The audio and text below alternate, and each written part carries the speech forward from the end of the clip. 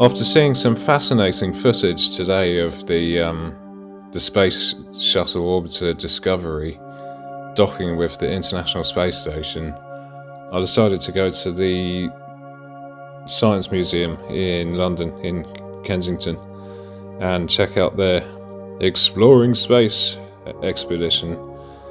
And this is some of what they had on display. This is the Soyuz TMA-19M descent module, used by Tim Peake on his return to Earth after spending 6 months on the International Space Station in 2015. During the mission, Tim took part in the London Marathon using a treadmill on board the ISS. It's incredibly small and claustrophobic, but apparently it's quite comfortable. You can see scorch marks and some damage sustained from the re-entry.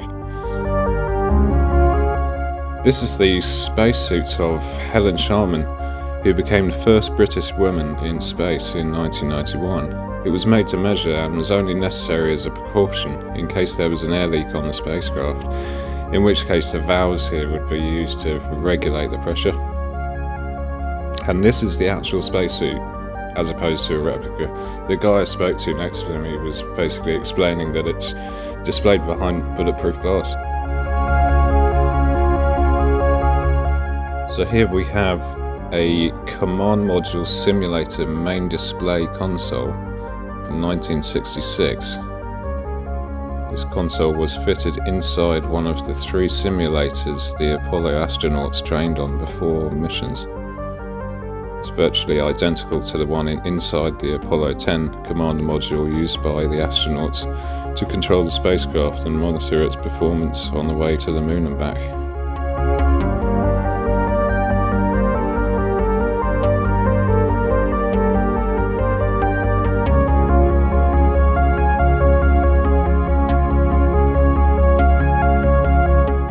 This is a model of a module from Bepi Colombo, which is the 3rd mission to Mercury. This is a collaboration of Japanese and European space agencies. At the time of this video, it's currently 110 million miles from Earth and is due to reach Mercury in December 2025. It's a very delicate and highly sophisticated journey. Over the course of the 7-year mission, it will cover 5 billion miles. Despite the distance of Earth to Mercury being 48 million miles, the mission is due to end May 2028. The model here was used by the team to prove it can withstand temperatures as high as 400 degrees Celsius and as low as minus 190 degrees Celsius. This, I believe, is a replica model of the Apollo 11 lunar lander, along with a replica of Buzz Aldrin's spacesuit when Neil Armstrong became the first man on the moon in 1969. Being the first of its kind, the mission was high risk for the astronauts.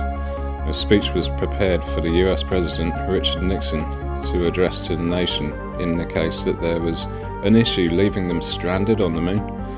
It's just terrifying to imagine what they would have done in such a scenario. I won't read the speech out, but you can find it online. It was prepared by a guy called Bill Safire.